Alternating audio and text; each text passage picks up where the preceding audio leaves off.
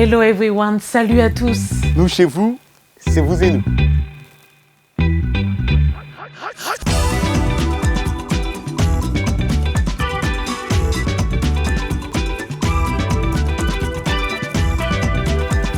Ravi de vous retrouver pour ce nouveau numéro de Vous et Nous. Cette semaine, nous sommes encore en dehors des studios de la VOA pour lutter contre la Covid-19 et pour y respecter les mesures barrières.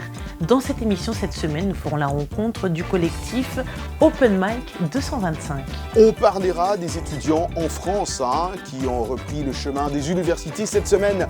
Puis on découvrira vers la fin de cette émission le tout dernier son de l'artiste louchois Hermic H2. Nous verrons également combien la période de confinement a révélé la créativité de beaucoup d'entre nous et on fera un exemple en Virginie. On parle héritage aussi dans la question hashtag vous et nous de cette semaine. Restez donc avec nous pour écouter certaines de vos réponses. Miss Michelle Joseph will be here. Comme d'habitude, nous apprendrons l'anglais dans Anglais Express avant de passer à Sportissimo avec mon ami et collègue Yacouba Ouedraogo. Mais d'abord, on commence en France. Un pays que connaît très bien notre collègue Ekia Badou. Oui, où les étudiants ont repris le chemin des universités, disais-je, cette semaine, pour être plus précis, lundi 21 septembre.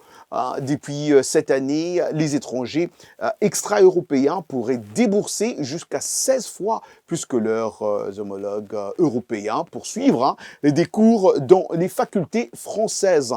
Alors, sont concernés par ces frais supplémentaires les jeunes venus d'Afrique faisant face à des conditions de vie déjà difficiles. Ils expriment leur angoisse face à cette augmentation des frais universitaires. Le reportage à Paris est de notre correspondant Elam Lecoeur. Suivons. Le Conseil d'État français a donné son feu vert cet été à une hausse des droits d'inscription à l'université. Désormais, un étudiant non européen pourrait payer 2 770 € en licence au lieu de 170 et 3 770 € en master contre 243 précédemment. Une décision qui inquiète certains étudiants africains qui doivent déjà faire face aux difficultés financières du quotidien.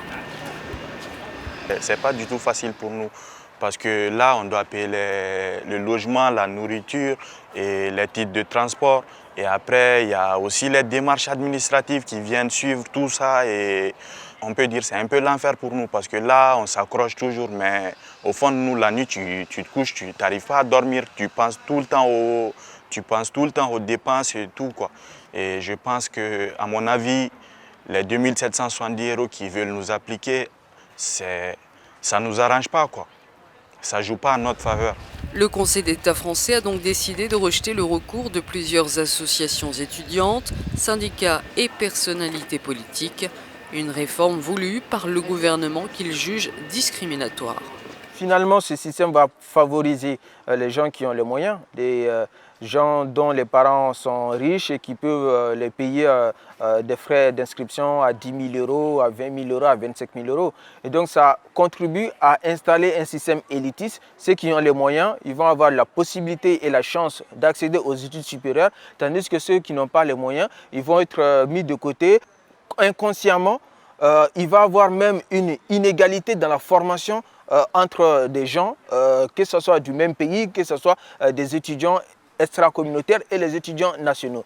Or, moi, la conviction que j'ai et que je partage avec d'autres camarades, c'est que la question de l'accès aux études supérieures ne doit pas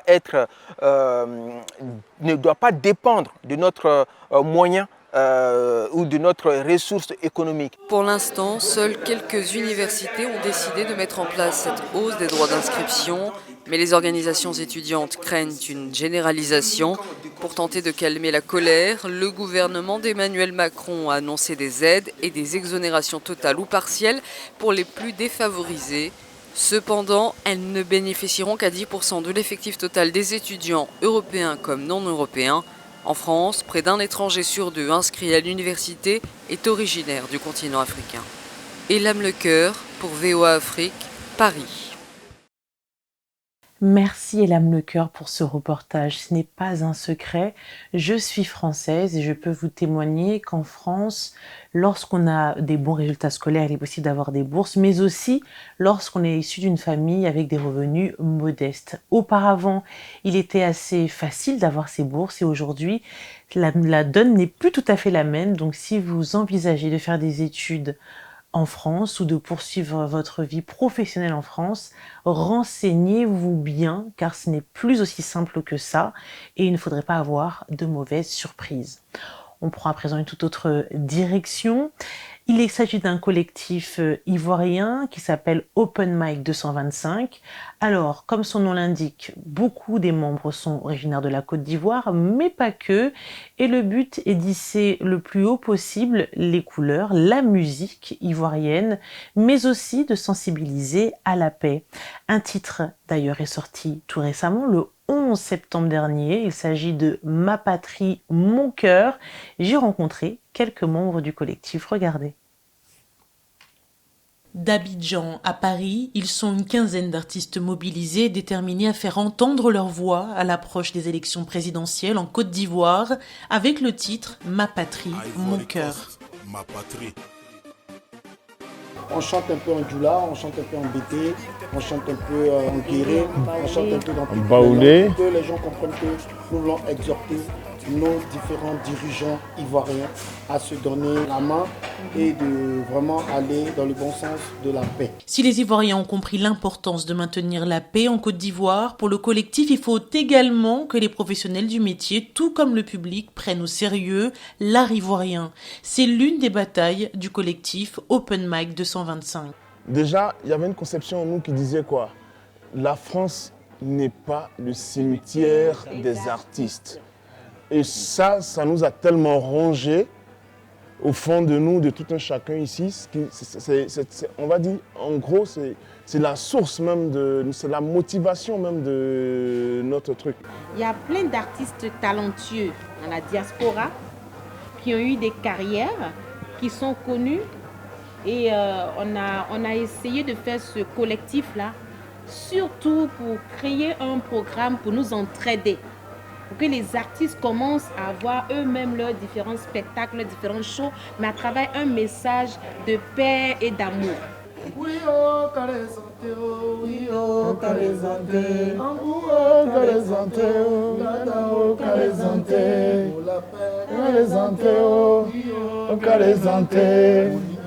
Waouh, et moi j'aime beaucoup le coupé décalé, hein. J'adore le coupé décalé, ça me fait danser, ça me fait bouger.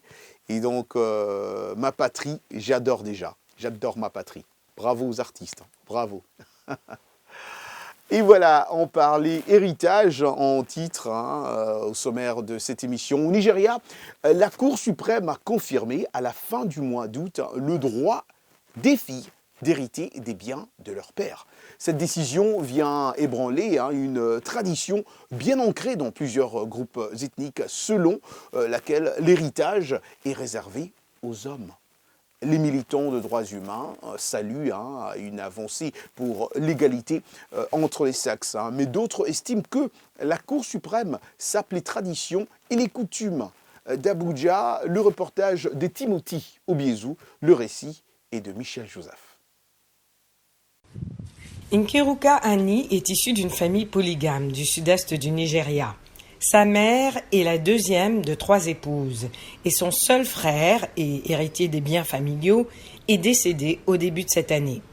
En mars, Nkeruka Ani et sa mère ont été exclus du partage des biens de sa famille suivant la coutume Igbo interdisant aux femmes l'héritage familial. Je crois que nous sommes tous des humains. Tout ce qu'ils donnent aux hommes, ils devraient le donner aussi aux femmes. Nous sommes égaux, mais je ne connais pas leur propre logique. La pratique séculaire qui déshérite les femmes est basée sur l'idée qu'une fille se mariera un jour et quittera la maison pour aller vivre avec sa nouvelle famille. Au fil des ans, de nombreuses femmes comme Annie se sont vues refuser l'argent et la propriété dans les partages d'héritage. À la fin du mois dernier, la Cour suprême nigériane, dans un jugement historique, a annulé cette tradition et l'a qualifiée de discriminatoire et de contraire à la Constitution. Nous devons constamment peser la culture à l'échelle de l'objectivité, de l'équité, de la justice et de l'égalité. Est-ce juste? Est-ce équitable? Est-ce compatissant? Nous ne voulons pas qualifier ou nous n'allons pas être fiers d'une culture qui déshumanise. D'autres Nigérians ne sont pas de cet avis. Les propriétés devraient être partagées entre les hommes parce que c'est quelque chose que nos ancêtres font depuis fort longtemps.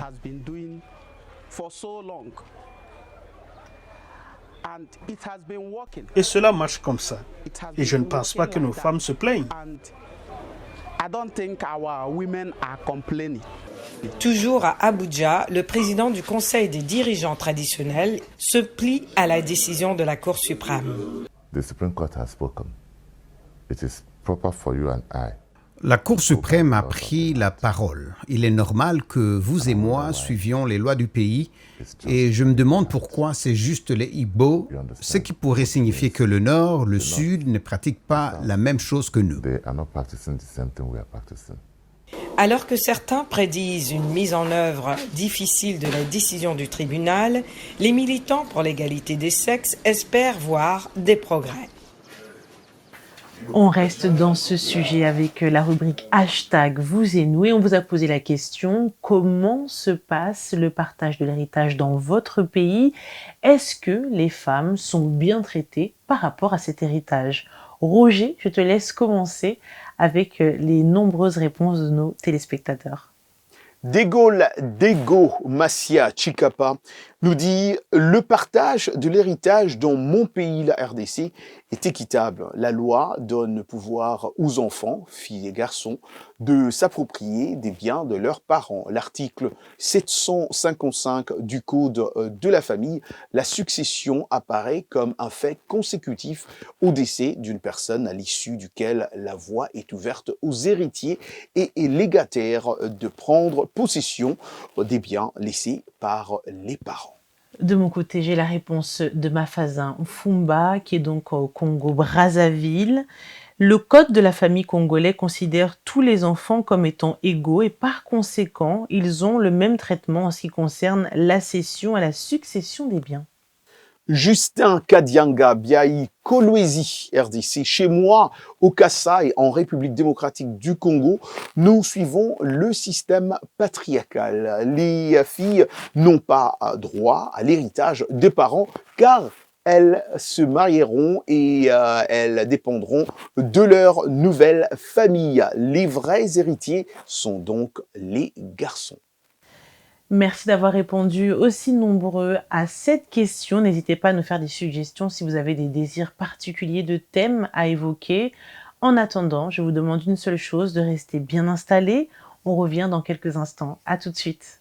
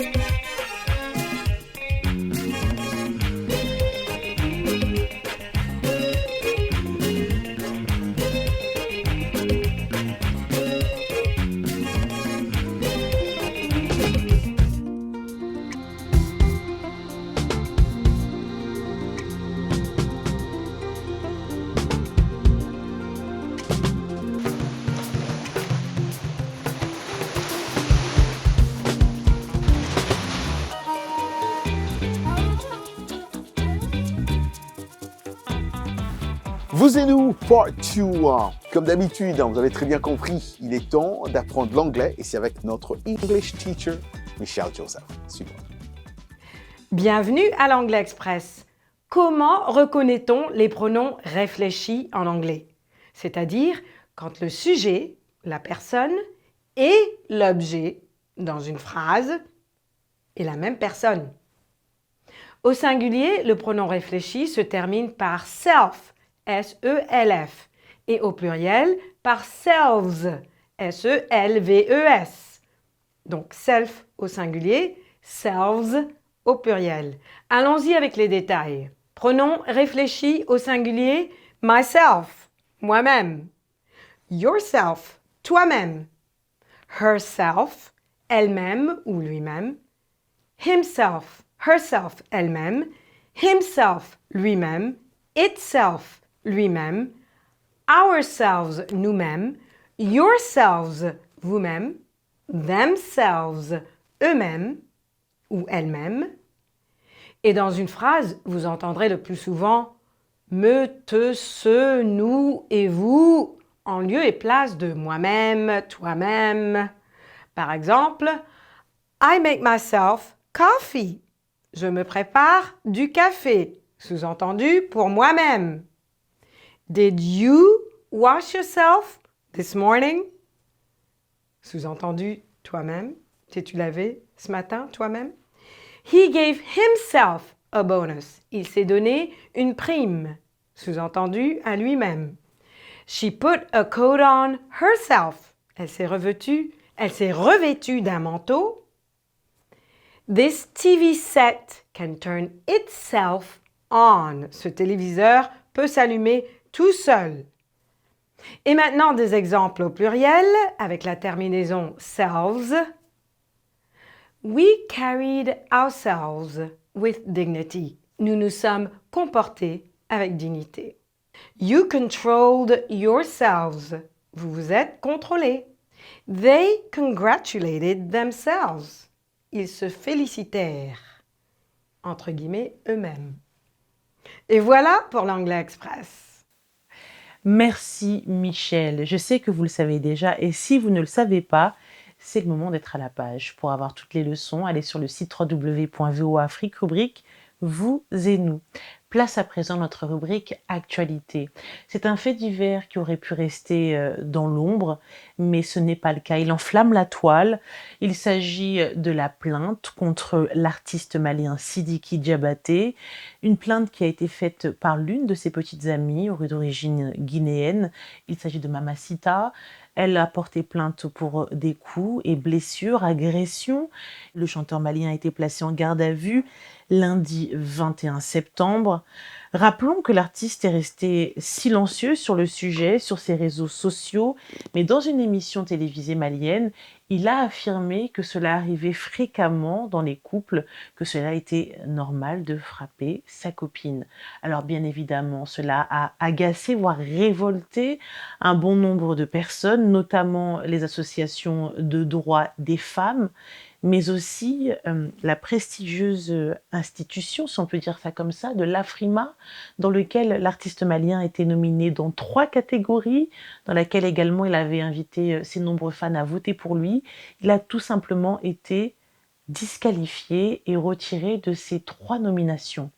Comme quoi, ce sont des choses qu'il ne faut pas prendre à la légère, quelles que soient les raisons, on ne frappe pas son partenaire, sa partenaire.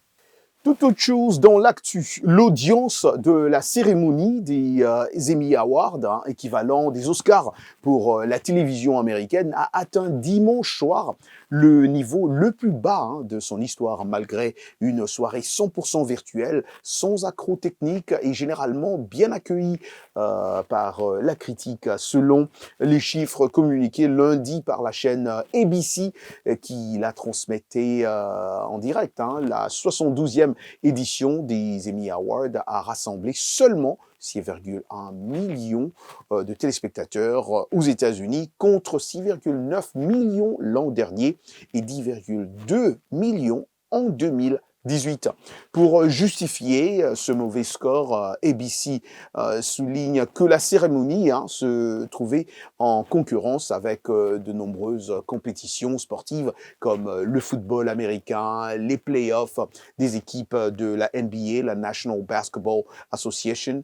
En raison de la pandémie de Covid-19, la soirée des Emmy Awards avait dû renoncer au traditionnel tapis rouge et son défilé des stars en tenue de gala, ce qui a pu nuire à l'intérêt du public. Les grands vainqueurs de la soirée ont été la mini-série Watchmen, Succession, dans la catégorie phare de la série dramatique, et la production canadienne Schitt Creek pour les comédies. Et voilà, donc espérons que l'année prochaine, peut-être que on verra mieux ces Emmy Awards comme on a l'habitude d'y les voir. Et tout de suite, place à notre segment Sportissimo avec notre collègue Yacouba Ouedraogo.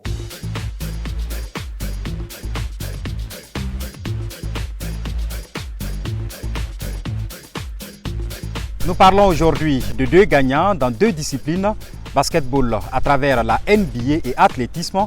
On commence ici avec le tout-puissant attaquant des Milwaukee Bucks, Giannis Antetokounmpo. Le grec d'origine nigériane a été nommé MVP, entendez meilleur joueur de la NBA pour la deuxième année consécutive. Il devient ainsi le premier joueur européen à remporter cette récompense à 2 reprises. Antetokounmpo a battu la star des Los Angeles Lakers, LeBron James, en recueillant 85 des 101 votes d'un panel mondial de spécialistes du sport. Le grec de 25 ans a aussi été nommé joueur défensif de l'année, rejoignant le grand Michael Jordan des Chicago Bulls et la légende des Houston Rockets, Hakeem Olajuwon. En tant que seul joueur à remporter les 2 prix la même saison, Giannis a dominé cet exercice en 2019-2020 avec une moyenne de 29,5 points, 13,6 rebonds et 5,6 passes décisives par match, permettant aux Bucks de dominer la conférence Est. N'empêche, Milwaukee a été éliminé en demi-finale de conférence par Miami qui a remporté la série 4-1. Lui aussi est un gagnant. Il a remporté à Albi pour la 2e fois consécutive le titre de champion de France du triple saut avec un bon mesuré à 17,33 m. Mais en plus de sa qualité d'athlète, Hugues Fabrice Zango est un ingénieur en génie électrique, mené une carrière sportive de haut niveau tout en suivant des hautes études universitaires n'est pas donné à tout le monde. C'est pourtant l'exploit que réussit le Burkinabé, devenu l'un des cadors mondiaux du triple saut. Comment s'y prend-il à Vincennes en Île-de-France où il s'entraîne? Il nous explique tout. Sur le papier, jongler entre une activité de recherche et l'entraînement semble être incompatible. Pas pour le natif de Koudougou au Burkina Faso, habitué à combiner 2 activités à première vue dissemblables. Du lundi à vendredi, de 8h à 16h30, Zango officie à Béthune au laboratoire système électrotechnique et environnement de l'université.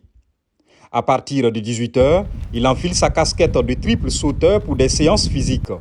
Le week-end, place au travail technique à l'Institut national du sport, de l'expertise et de la performance. On s'est juste fixé les objectifs. Il n'y a pas forcément cet engagement au niveau horaire et tout ça. C'est vraiment atteindre les objectifs au fil du temps. Si dans 6 mois on doit être à ce niveau, que dans 6 mois on soit à ce niveau, tu vois. Donc ça fait qu'il y a des périodes où je suis beaucoup plus actif au niveau du labo et d'autres périodes où je suis beaucoup plus relax pour pouvoir un peu plus me concentrer à mon sport. Repéré à 18 ans dans son pays et arrivé en France en 2015 avec un visa d'étudiant, celui qui avoue être venu à l'athlétisme par hasard s'est bien entouré pour assouvir son ambition.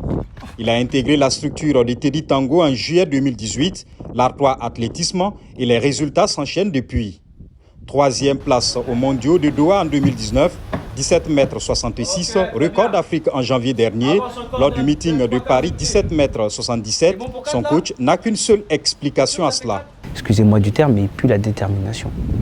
Après, si on parle des qualités proprement physiques, c'est quelqu'un qui va très vite. L'athlète, doctorant en génie électrique, affirme que le travail mental effectué depuis 2 ans a eu un impact positif sur ses performances. La personne qui s'en occupe, c'est la psychologue Katharina Lopez. On voit qu'il s'intéresse et qu'il essaie de comprendre ce qu'on met en place et pas être un simple exécutant. Effectivement, c'est là où on peut voir une différence chez Hugues. Jusqu'où peut aller Hugues Fabrice Zango? Si le record du monde mythique de Jonathan Edwards, 18,29 m en 1935, est hors de portée, le Burkinabé ne joue que par les JO de Tokyo, reportés à 2021. C'est tout pour Sportissimo aujourd'hui. On se dit à très vite dans Vous et Nous. Merci Yacouba, à très vite. On va partir à présent dans l'état de Virginie. Alors comme vous le savez, avec le confinement, on a tous envie de se divertir de façon particulière. Et cela a donné de nombreuses idées à de nombreuses personnes. Une résidente de Virginie a trouvé le moyen de nous divertir via des animaux. Pour en savoir plus, voyez ce reportage de Maxime Molkavkov, relaté par Mohamedou Oumfa. Ces alpagas sont appelés Pixo et Chewy par une chaude journée d'été. Alors qu'ils s'amusent dans l'arrière-cour d'une résidence, ils divertissent également les enfants qui, en raison de la pandémie, ne pouvaient pas aller dans les camps d'été ni en vacances. Leur propriétaire, Andrea Diaz, a grandi au Pérou où les alpagas sont parfois gardés comme des animaux de compagnie. Ils vivent à l'intérieur de la maison et ils n'ont jamais été censés faire autre chose que d'être mes animaux de compagnie.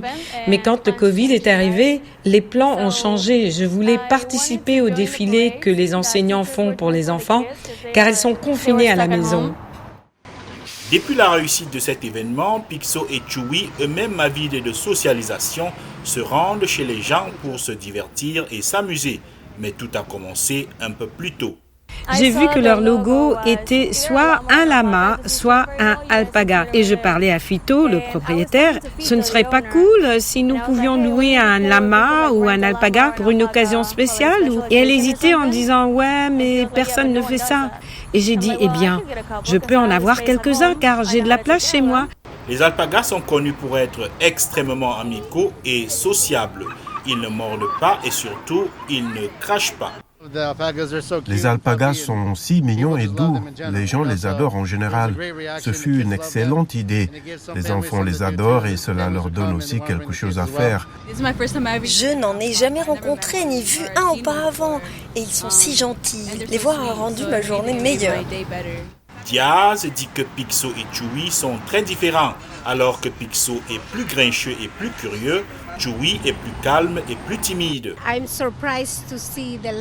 suis surprise de voir les lamas. Ils sont beaux, ils sont adorables, tellement mignons. Je suis vraiment impressionnée.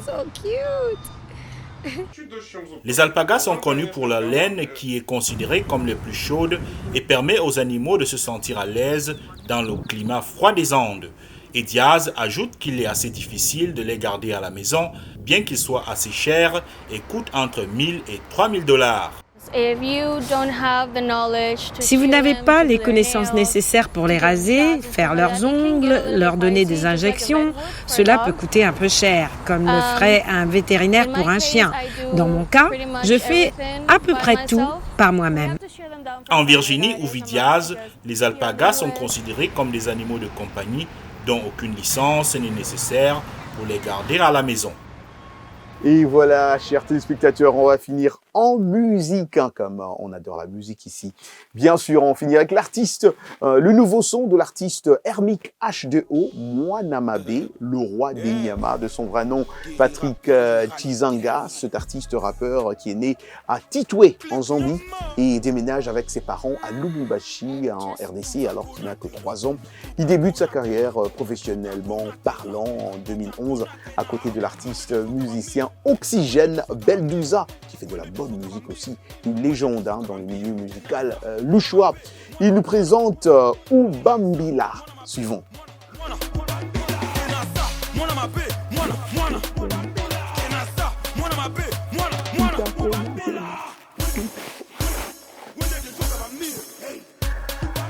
Merci évidemment, moi j'adore la musique, alors on était en train de danser avec cette belle musique. Merci à la grande équipe de Vous et Nous, plus particulièrement à Trésor Matondo, à Gabi Dorsil, à Salah Jafari. Merci infiniment à nos télépartenaires partout dans le monde. Rendez-vous la semaine prochaine. Ciao, ciao. Bye.